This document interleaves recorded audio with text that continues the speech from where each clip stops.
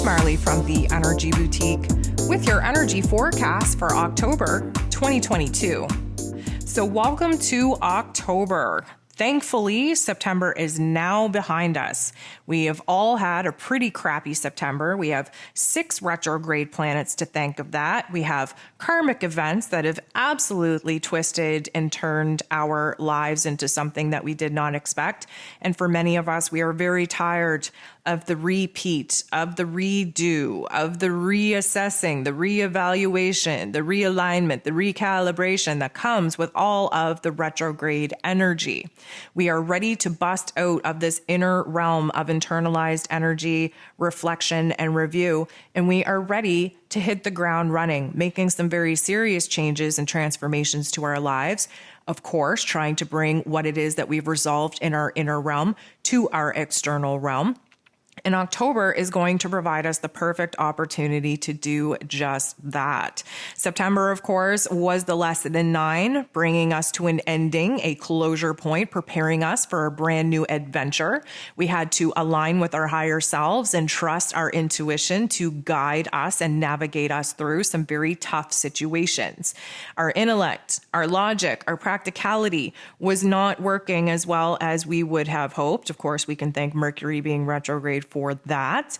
And because of that, there's been some very tough love life lessons thrown at us, some very tough scripted events that, of course, our higher selves chose for us to experience here on Earth to push us into our power that, quite frankly, many of us are just done with. We do not want to sit in the funk any longer. We do not want to wake up and live the same day over and over again. We do not want to be a prisoner within ourselves. So October is going to offer us a beautiful opportunity to bust out of that funk. Now, and let me just heed a warning here. We are at the mercy of the universe. We will be entering into a situation where all the planets are attempting to come out of a retrograde to go direct, which means that we're able to take this internalized energy and move it forward, take it outside into the external realm, actually take action, make moves in order to, again, rearrange our exterior realms according to what our inner realm has decided is the best path, the best direction for us to take. But we're also entering into eclipse season, my friends.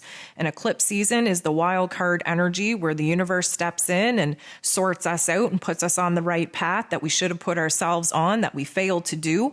And for many of us, this may feel like a little bit of a jolt, a little bit of a injustice being served to us, but there are some circumstances that we just weren't going to change and move out of unless the universe swiftly kicks us in our energetic butts and helps us to make some of those moves that may not look so hot and fresh at the beginning, but definitely make a lot more sense when we can look back on why things had to happen and where we are because of those certain circumstances popping off and really disrupting our lives.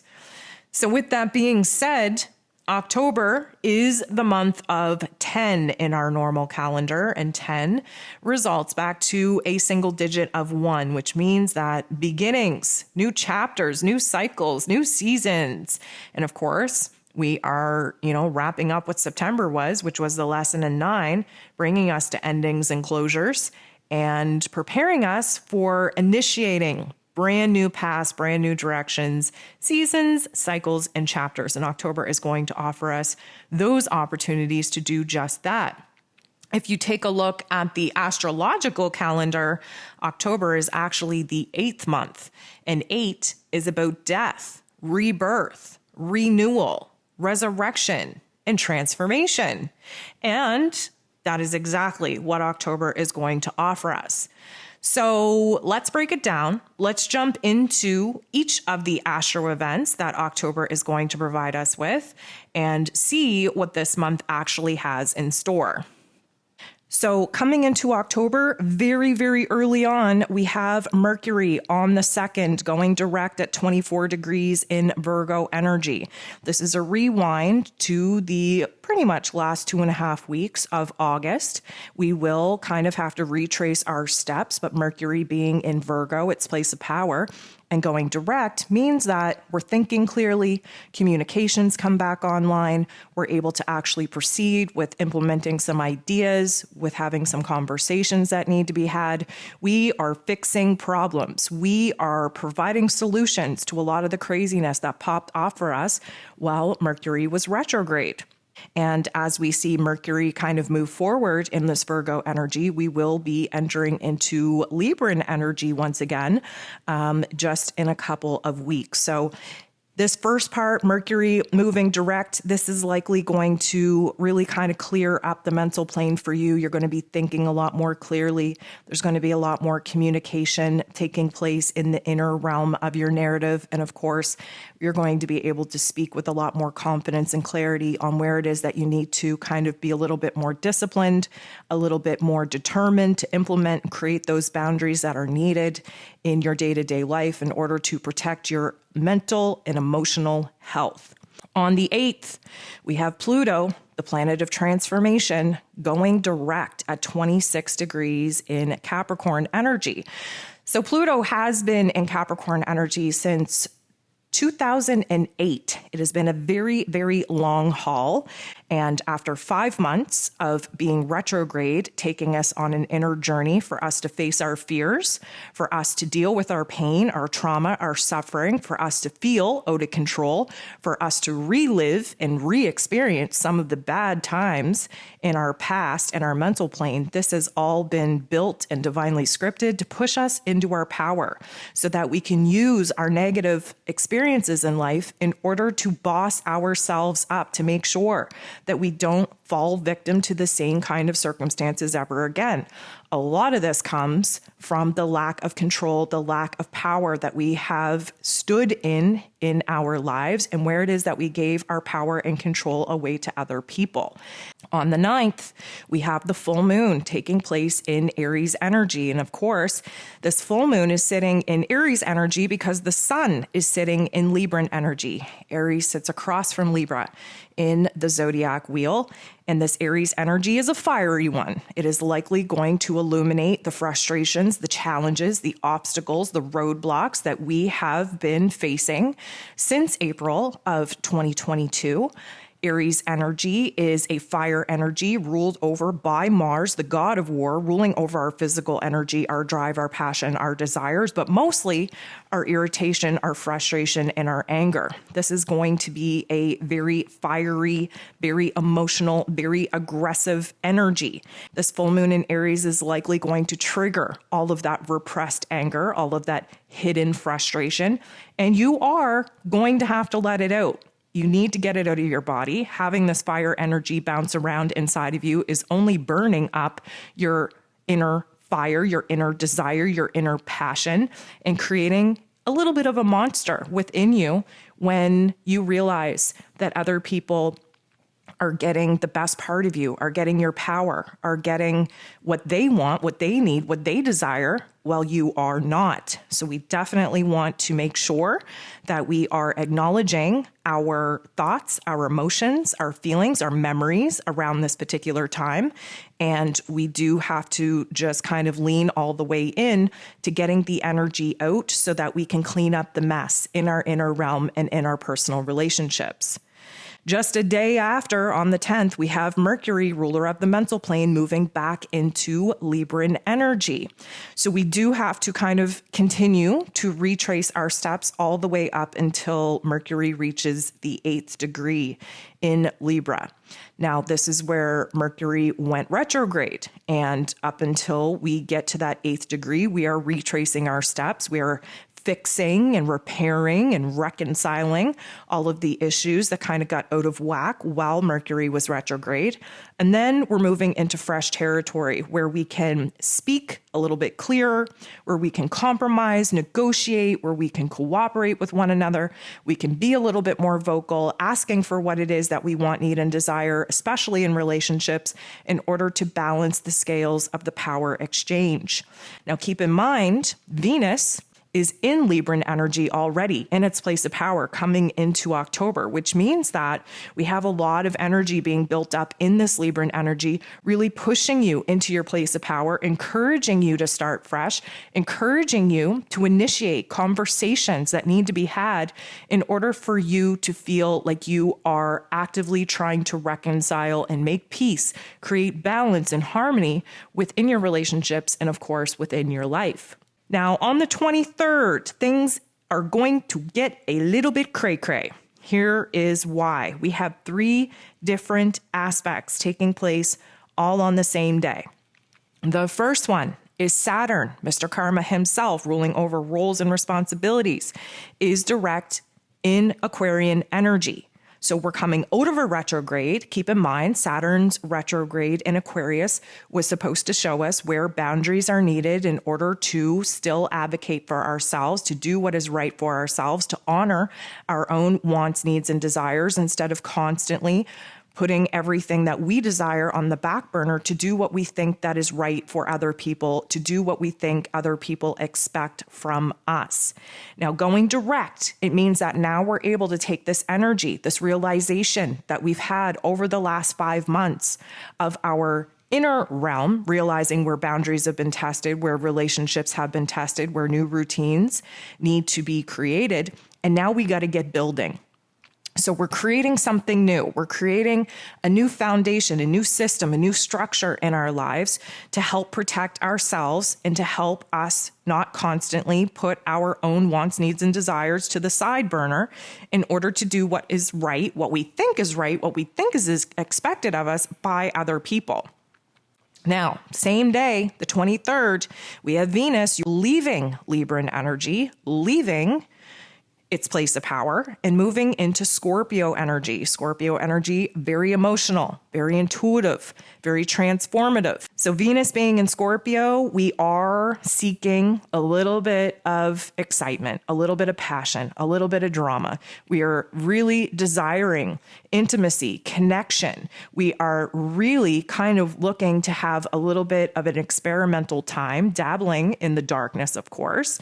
And we're really going to have to get down to the nitty-gritty on what it is that we actually believe to be true within ourselves, what it is that we want, need, and desire, and what it is we actually feel like we deserve.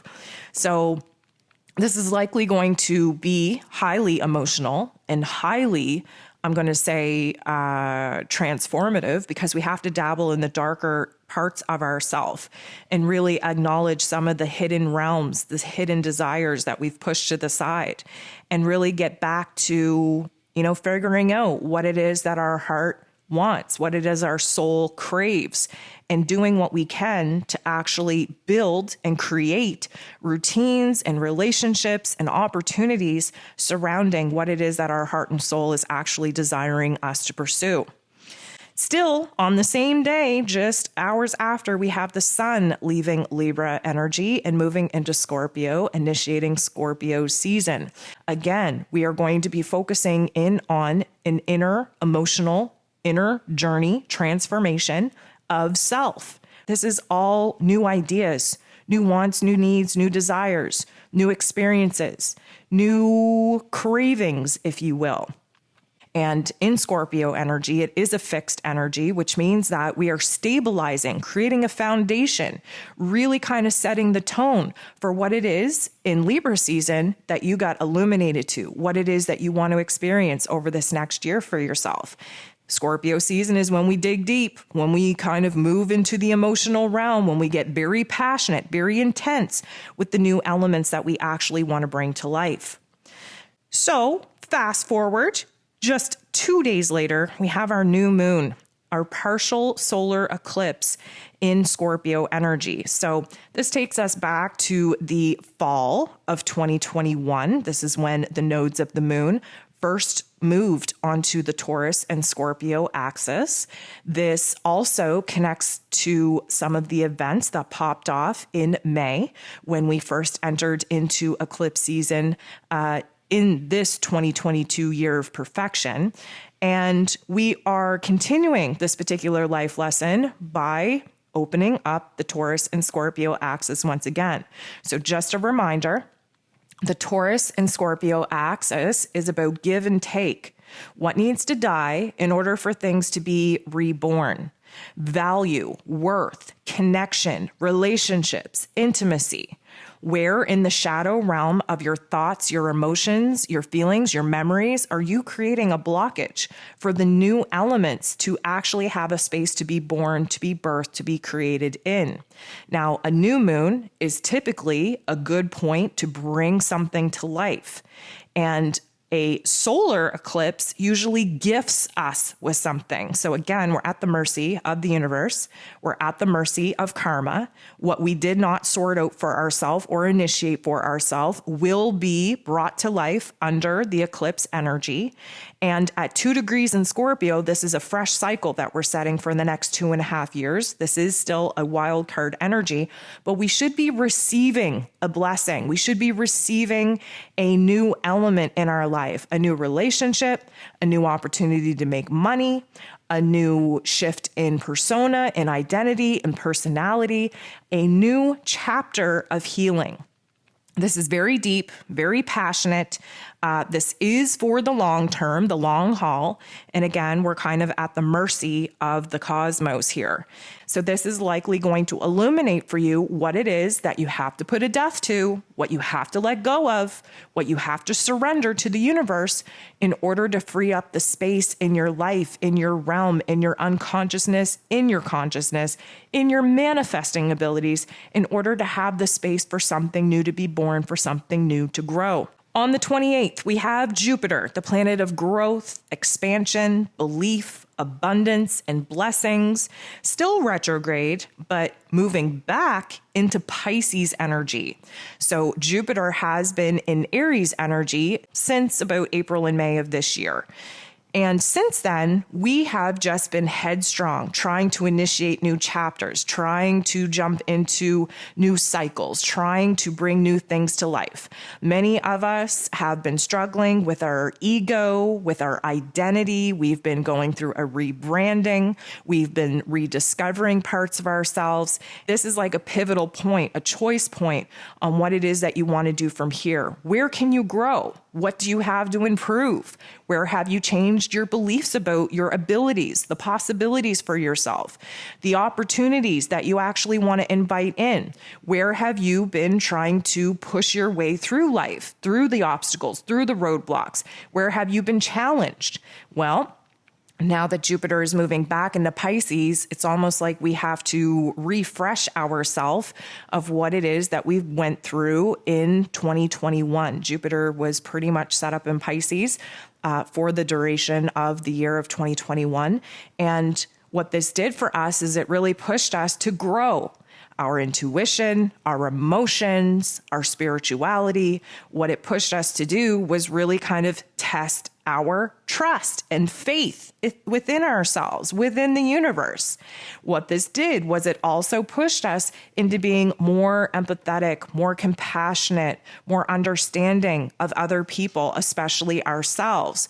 Now, Jupiter has the ability, because he's the great magnifier, because he likes to turn the volume up on whatever it is that we're going through, he has the ability to kind of accelerate the healing process. Because we are revisiting this Pisces energy, we are jumping back into a state of emotion, a state of intuition, a state of spirituality, where we have to remind ourselves of who it is that we are, who it is that we desire to be, what it is that is our dream, what it is that we want to pursue.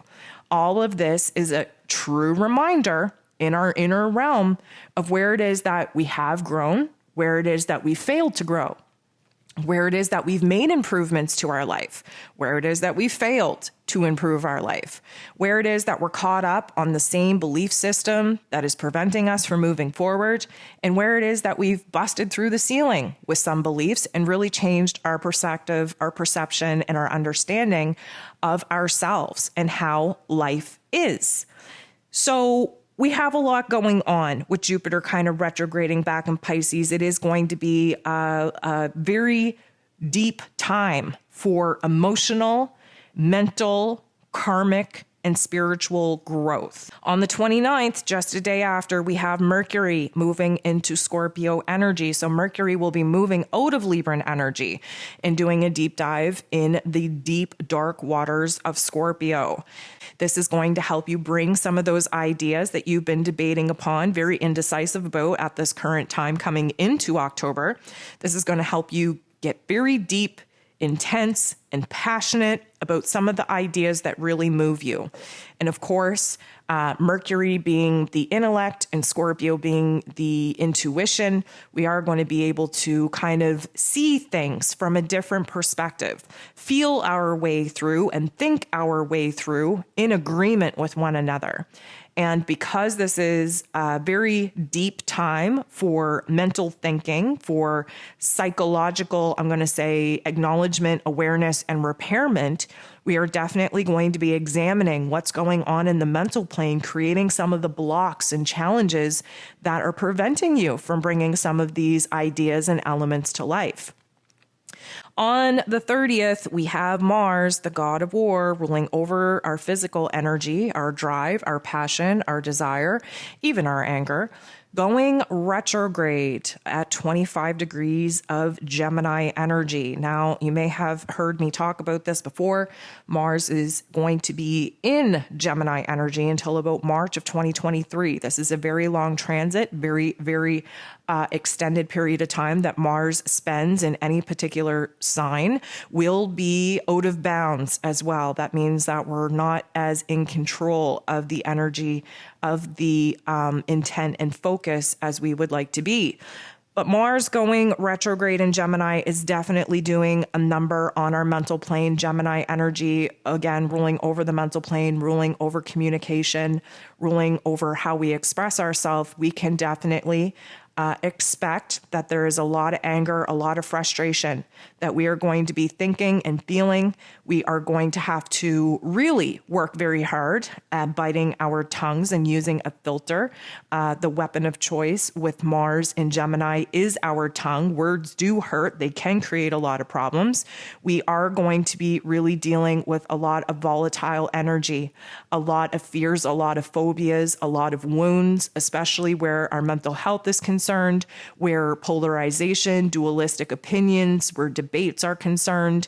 And because this is retrograde, it means that the energy is internalized, which means that we're basically in a war with ourselves for a couple of months while Mars is retrograde. And because of that, we have to be very mindful of where the energy is manifesting within us, because we could project that out and kind of throw a tantrum and kind of speak without, clearly thinking about what we're speaking about, projecting our fear, our irritation, our anger, our frustration onto other people. And of course, misinformation is going to be at an all-time high. We're not understanding things the way that we should. We're not getting the right information the way we should. We are all chatty Cathys, all very much kind of caught up in gossip as well. That Gemini energy being ruled over by Mercury, the messenger of the gods, is a little bit of a trickster, likes to kind of F with words and mind F people.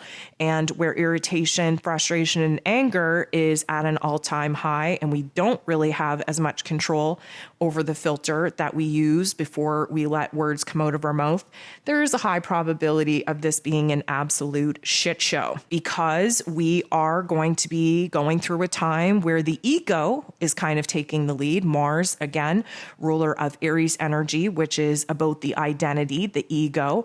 Gemini energy, about the mental plane that the ego uses in order to sort out logic and practical, information and steps to move forward. We are very much at the mercy of making sure that our higher selves are in control and acting as the observer to keep our ego selves in check. Now, just keep in mind, this is going to be an intellectual thing, a mental plane thing, definitely affecting your mental health and affecting the way that you are interacting with others, how you communicate and how you express yourself. So astrologically speaking, we have a lot going on in October, as you may have realized thus far. And of course, on the 31st, we celebrate Halloween, or in the pagan tradition, Samhain. Now, regardless of what you call it, doesn't really matter. The energy is the same. What do we get on Halloween? We get an opportunity where the veil between dimensions is non-existent. Now, I think I talked about this in one of I could be an ascension forecast, could be a daily forecast. I can't really remember. They all blur together. But basically, I want you to understand that there is a veil, a curtain that divides the dimensions, that divides our earthly realm from the spirit realm, from other intelligent dimensions above us. And there are points in time in our calendar where the veil becomes thin. So where it was very heavy and not seen through and not even seen at all, then it turns into like a silk curtain where you can kind of see, shadows and hear sounds and see that it exists and that there's things going on behind that curtain, behind that veil. Well, Halloween, that curtain is pulled all the way back. It's wide open with a doorway from our dimension to other realms. This is why, the Day of the Dead happens right after Halloween. And we can celebrate our ancestors, why we can, communicate with the spiritual realm much easier around that time, why we can download insights and premonitions from our higher self, and where we can receive some really great information, guidance, and validation from other realms other than ours. So Halloween provides us with this window of opportunity where if we are aligned and we wish to do so, we can communicate with higher forms of intelligence, our spirit guides, our spirit team. We can pull all kinds of information from the Akashic records, from the intergalactic, department of records, if you will. And it sounds very foo-foo, but it's a very real thing. And one thing we have to understand is that the veil being kind of pulled back and the doorway, the portal between realms being wide open on a day that Halloween kind of circles around a lot of fear-based ideas.